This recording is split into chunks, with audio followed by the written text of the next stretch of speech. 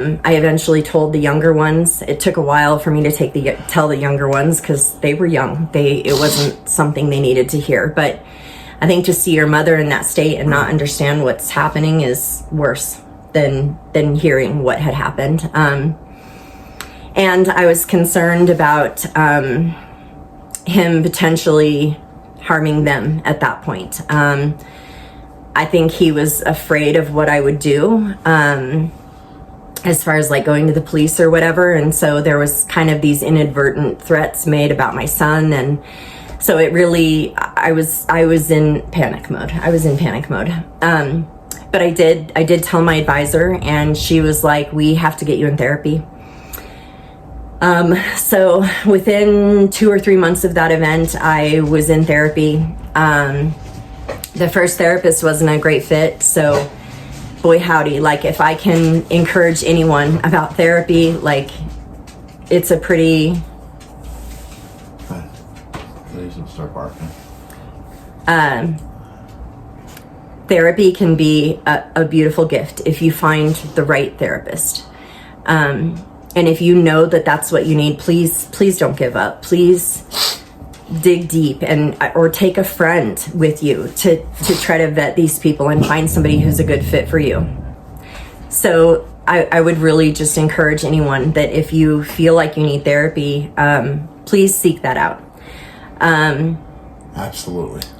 I eventually found the first wonderful therapist I had who said to me, what if nothing's wrong with you?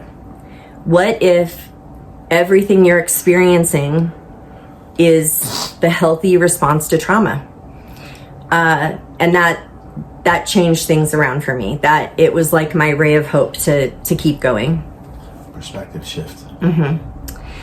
I then, she moved on in her life, and so I had to move on and find another therapist, and I'm gonna cry now.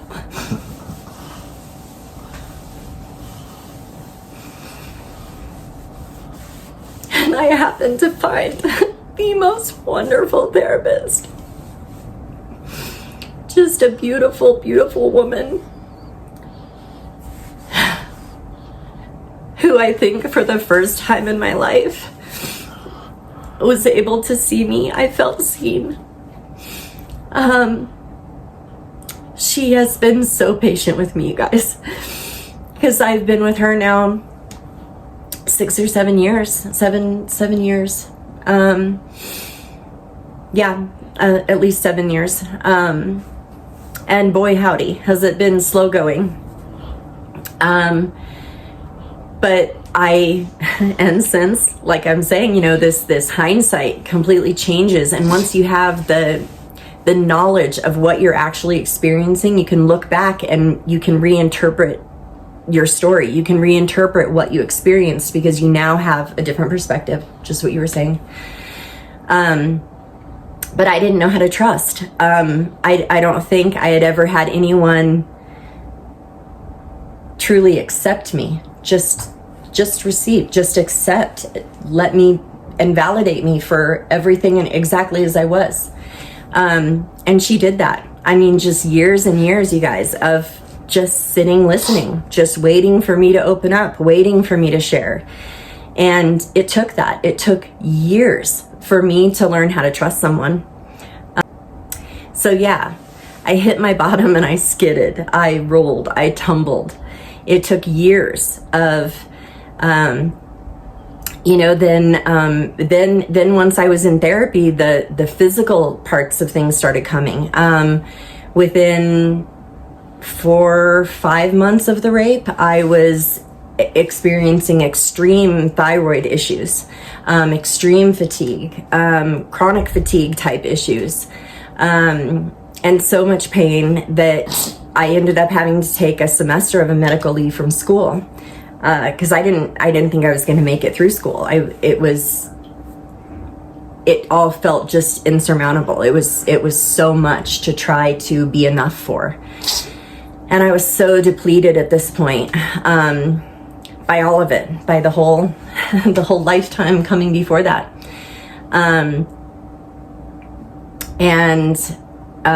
So talk therapy and neurofeedback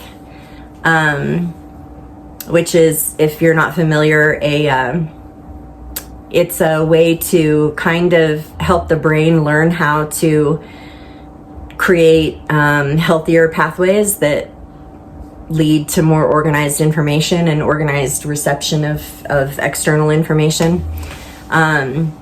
It's a good way to kind of get to those issues in the tissues. So if you're stuck in your progress, look into that stuff too. And so years and years of therapy.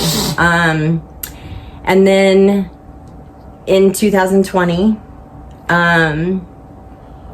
my mother and father both passed away. Close. Very close, within 6 weeks of each other. Weeks, yeah. And I think it, in a very strange way, set me free. I think my love and also my shame towards my mother and towards our situation, and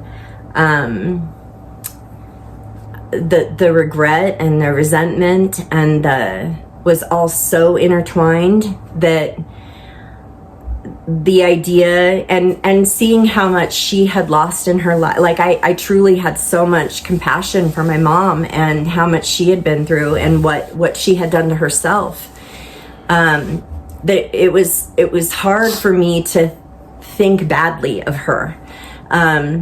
I still had anger and of course those things, but I couldn't outwardly be angry at her. You know, she was just such a broken woman at that point. I just couldn't, I couldn't hold all that against her anymore. I just couldn't. And not that my recovery is holding anything against my parents, but it was, being able to finally tell the truth, which, you know, this, even this right now, this is very difficult for me. This is the first time other than to my therapist, I've told kind of my whole story, other than my very best friends and my husbands and close partners, that, you know, these are all the things you don't want people to know about you. You know what I mean? And then when the rape happened, like, I was just completely destroyed. And it's taken a lot to come back from. I only ended up reporting a year and a half ago, 2 years ago. Basically, well, right before the pandemic. So 2019. And found out that he has 3 other counts of sexual assault on his record. Yeah, like we've stated before, it's still an ongoing case. There's still a lot of fear around, why is this man walking around free? If he had these 3 counts of sexual assault on his record before he met me, why did he have custody of his 3 children? Why, like, how do you know someone's a predator if they have 3 counts of sexual assault on their record and they have their children with them and they're not in any registry? And anyways, that's all the politics of rape, which you should look into if you want your mind blown. There's horrible statistics like that the average age of, or the average amount of time before reporting is 7 years. That's what it took me, and that's the average. So that means there's a lot of people who are waiting way longer than that before they feel like they're able to even report. Anyways, so I was destroyed. I was just destroyed. Like, I really internalized all that. I really felt like it was my fault. I brought it on myself. I had no business being around this man. I had no business living the lifestyle I was, where I was, you know, drinking. And I felt like I had just really set myself up for it. And then the effects that it had on me, that I was so undone and fucked up from it all, and that it had so impacted my children. It led to a lot of really, really hard years for my children. and still, I mean, that these are things they'll, that will impact them for the rest of their lives, I don't even know exactly what stage I am in with that healing, but I do know that it was the beginning of my A.C.A. bottom. And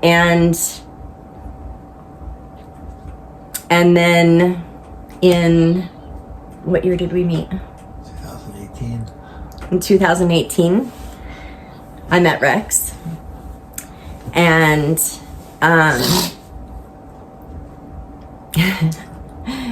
meeting me at my bottom.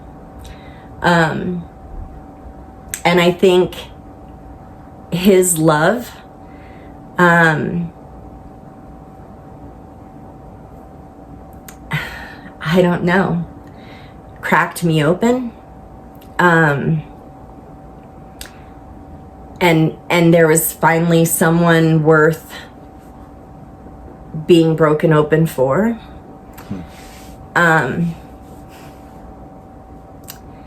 And he came into our relationship with just so much bravery and vulnerability that there was no room for anything between us except the truth.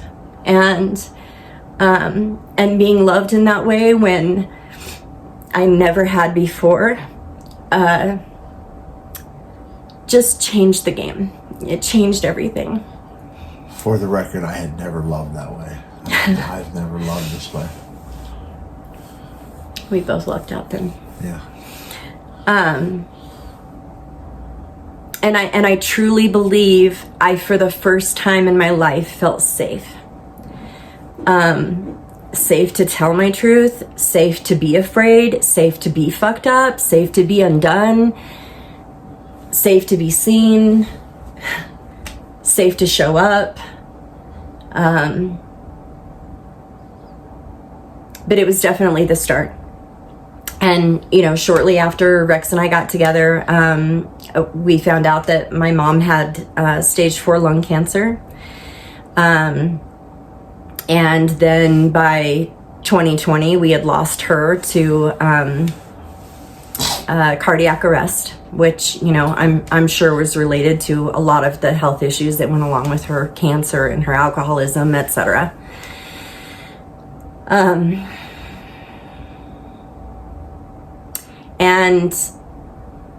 I even though there was so many wonderful things happening between us with our love, and at the same time, this was the first safe place for me to show all my crap and let it out, start letting it out in practice with the person I was involved with. Before then, it was always this very tightly held control of trying to keep all my crap inside. And we just let shit fly around here. And at that point, I was drinking heavily, definitely using alcohol to manage myself. Medicating, definitely self-medicating. As long as I stayed busy, during the day, I was fine. But come the evening and come the dark and come the alone time, so before I met Rex, I was drinking pretty much every evening. And I mean, not necessarily drinking to falling down drunk or anything. Like I said, I always very much prided myself that I tried to keep it under control around my children. But it was, in my opinion now, I was completely out of control. And still going downhill fast. And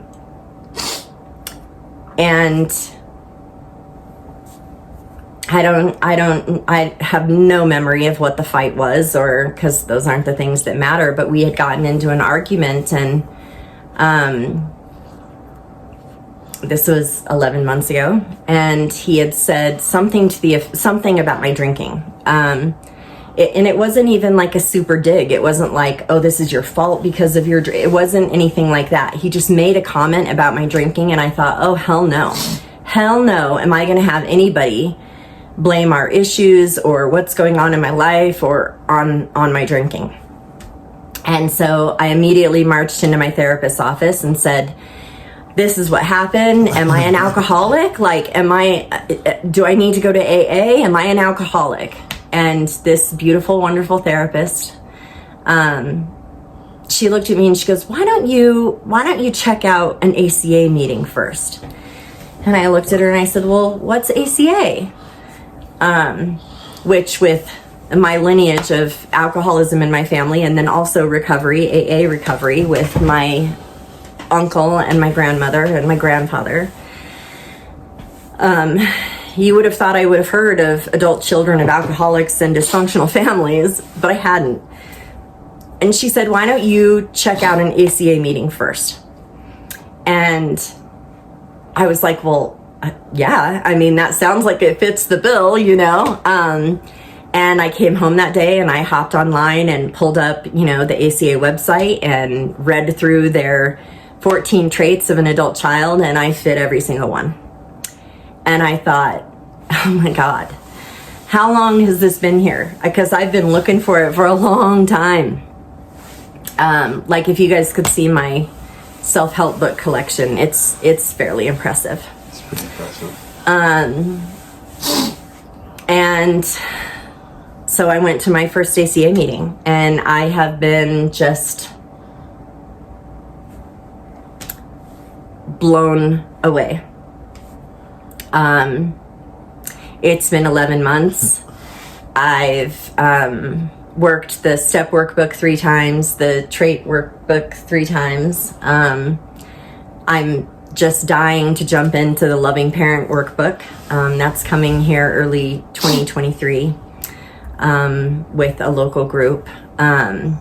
I've done a 90 and 90, which turned into about 150 and 90, if not more.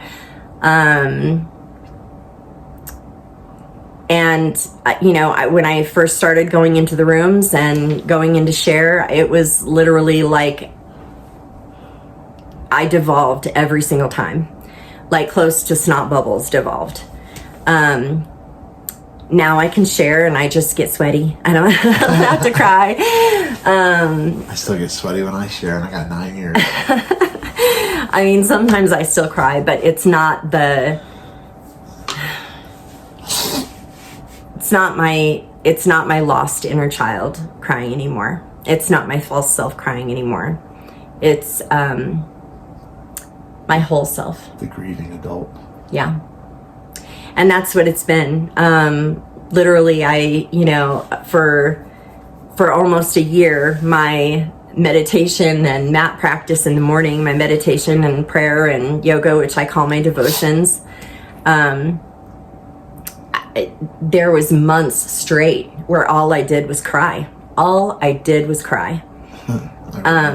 Yeah, just endless. I mean, and I still cry a lot, but I thought it was going to be endless. I thought it would never stop. And, you know, I can still feel that there's a whole lot of grief there, but I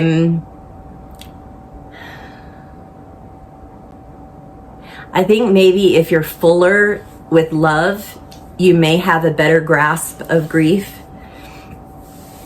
But if you're not full enough of love, grief can feel like something that wants to tear you apart.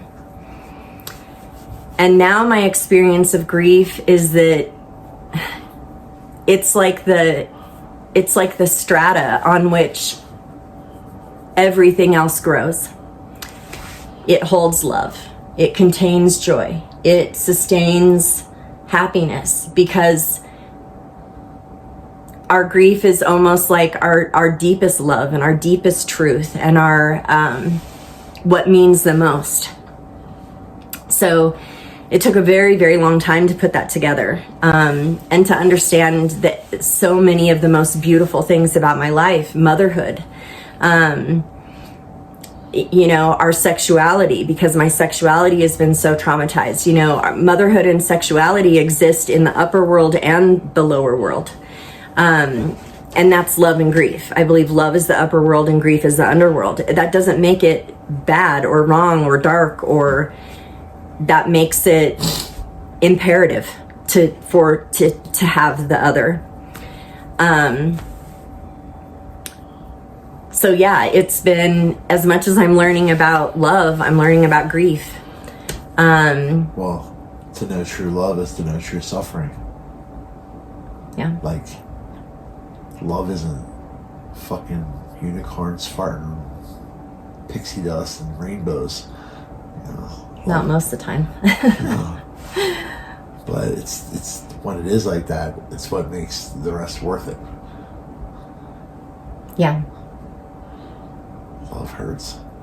And it's almost like being able to contain these like opposing forces is what balances us. Yep. It's when we're too far in one area without the other that we lose our center. We wobble. Like a cattywampus. Yep. Last week, I worked my 5th step with my therapist, my wonderful, wonderful therapist. And they talk in A.C.A. about the 4th step and the 5th step being the shame buster. And that's exactly what's happened. I now understand that all those things I was ashamed of, it wasn't my shame to carry. I definitely, please don't get me wrong, I definitely have things I have guilt about. And even a little bit of shame because I believe it shouldn't have been that way. But mostly my guilt is clean. It's clean guilt. And I understand that it's the way it is because of how I came up. I understand that it was unreasonable of me to expect myself to turn out any differently. And so I'm kind of swimming in this sea of compassion for myself right now. And learning what that means, learning what the tender compassion of the that sweet side of it, all that's needed in my life, and then also the fierce compassion of protecting myself and advocating for myself and what that means in my life. It's been fun to watch. Yeah, it's been a process. It's been fun to watch. It's been painful to watch. Yeah. Because for most of it, there's nothing I can do. And I know I've done a lot of the work that you're doing. And it's terrible. Because nobody can do nothing. You have to sit with it. You have to experience it. You have to go through it. Otherwise, there's no value in it. The value is coming through it. Like, in getting to the other side and being like, boom, what's up? Feel bad for you because you didn't live through that. You know what I mean? Like, I'm a fucking warrior. What's up? Well, yeah, because all these things that I went through, like, of course there was the cost, but the gifts that I've received, like my connection to the divine, what I consider my higher power, like, I wouldn't trade that for anything. And I wouldn't have that had I not been so desperate for it. God saves his most brutal trials for his strongest prophets. And that was another thing. Like, I was insanely strong. This resilience and strength, like, I just refused to break. It took a horrible, horrible event to break me. All the little ones just kept kind of stacking up, and I kept just trying to work around them and work harder. But it took something just catastrophic for me to make me break, to make me stop, to make me say, okay, wait, we need to look at some things here. And then the denial around thinking I could drink alcohol, that I could have this easy peasy relationship with alcohol in my life that was just, you can't have an easy peasy relationship with anything that you're using to be okay. Right. That's not how that works. Well, and like, the beautiful thing is that Mila was right. You're probably, you definitely have some alcoholic tendencies, and it's probably, like, cool breeze away, but your textbook, or at least big book textbook example of our use is but a symptom of our disease. You know what I mean? And I don't say disease, I say dis-ease, because it's a disease is yeah, we've talked about that. It's, and like I believe, and you also believe, we've talked about it, is that trauma is an injury that can be healed. It's not an illness that needs to be treated. Like, healing is the treatment. The treatment is the healing. Whereas, like, instead of, like, you figured out early on that taking a pill wasn't going to do it. You know what I mean? I don't do that unless I'm in jail, historically. You know what I mean?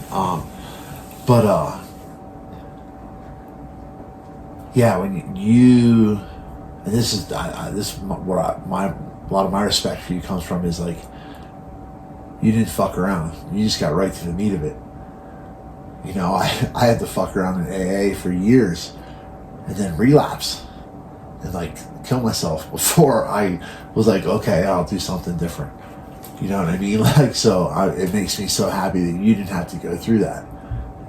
But I mean, you went through your own. And I think there are alcoholics and addicts who just, because of a certain set of choices, or when you pour buckets of alcohol down yourself for a consistent amount of time, it's highly likely you're going to potentially end up alcoholic, because that's how alcohol acts on the human body. Right.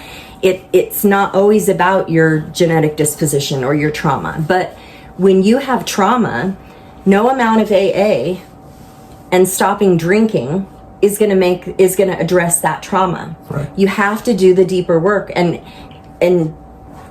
even Bill, talked about emotional sobriety is the new frontier. Yeah. Like, this is where the real work is. And I'm off the hook proud of A.C.A. and my work in A.C.A.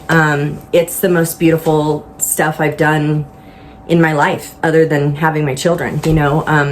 It's the most beautiful thing I've ever done for myself. And it's been terrible. It's been so uncomfortable, and all the rules that I had set up in my life of how I was going to make it and be okay, they were all wrong. They were all wrong. Isolation is never the answer. Connection is always the answer. And even recently in an amazing interview on Commune with Gabor Mate, I'll just put that out there in case anyone wants to hunt it down.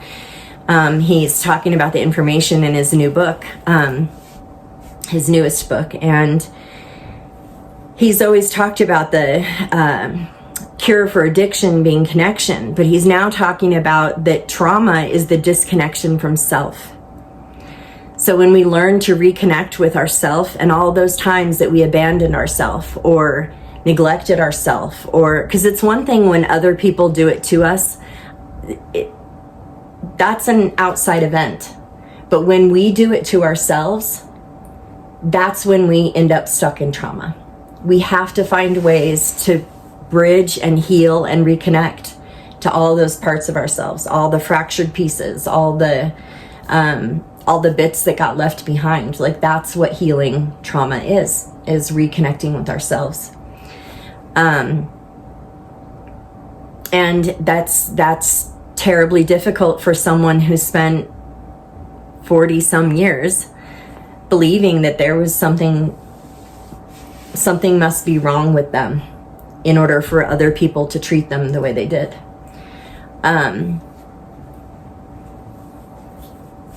Yeah, it's like swimming in your own taboo. You know what I mean? It's like, but I've found that my work in this life is to love myself, to come to love this being, and this being is deserving of love.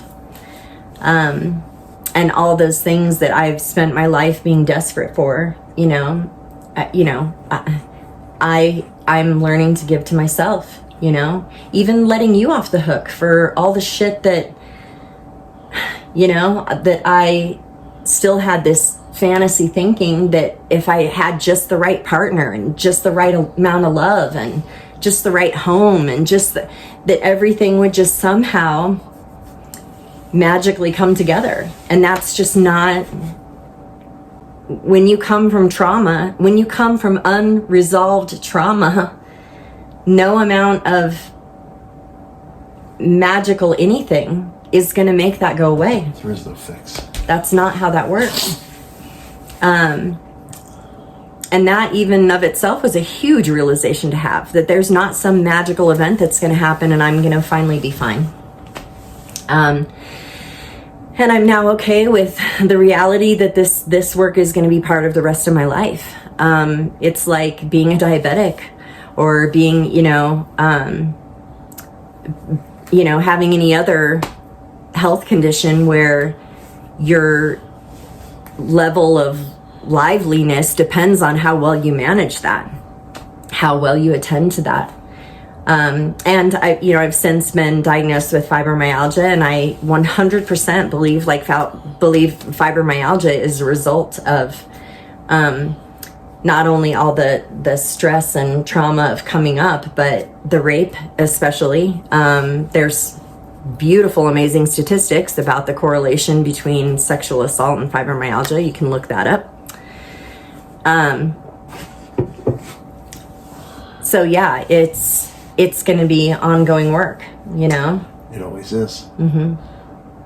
And then I've had the, beautiful opportunity to be with someone who motivates me to do things like a podcast about recovery. And I'm like, well, oh shit, at some point I'm going to have to tell my story. But I'm now at the place where I see the value in my story, and I hope the last thing I would ever want would be more pity heaped in my direction. That's certainly not anything I've ever really been interested in. Sympathy and empathy and compassion I'm very interested in, but I'm more interested in breaking the stigma that we have about thinking that our pain is so dirty we can't talk about it. Yeah. Because if we don't talk about it, we're not getting out of it. We have to go through it, just like you were saying. We have to feel it. We have to sit with it. We have to steep in it before, we bubble to the top. It's kind of an alchemical process of, It's even though, like I said in the beginning, we tell our stories because it encourages others to tell hers. Because the reality is, no matter what we've done, someone else has done it 10 times better and 10 times worse. We're not unique. Our stories are unique, but only in the details. The pain is the same. Yep. Mm-hmm. I've been saying that for 15 years. Yeah. Everybody hurts just the same. So I told Mila, my therapist, at one point in time, I said, we love Mila.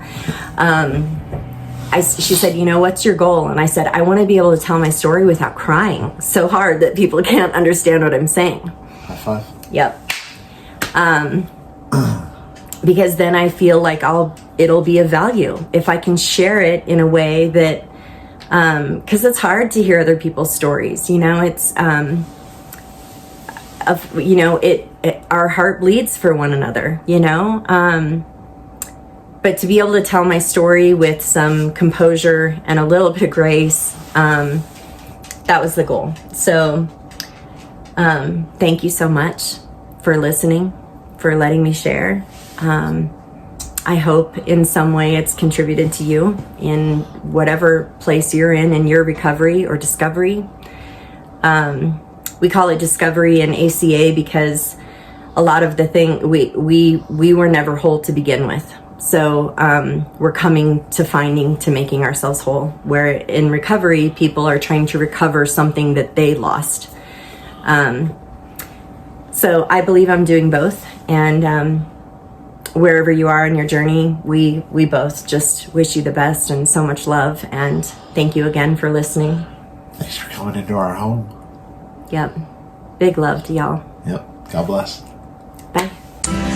Thanks for watching this week. If there's anything that we talked about that was triggering, we suggest you follow the links in the show description. If you or anyone you know feels like harming themselves, please call 988 or text TALK to 741-741. We hope you enjoyed the show. It was a really good time sitting down listening to Reina tell her story. I hope that some of you can relate. If you or anyone you know needs help, you can feel free to contact us again or follow any of the links below. Namaste. God bless.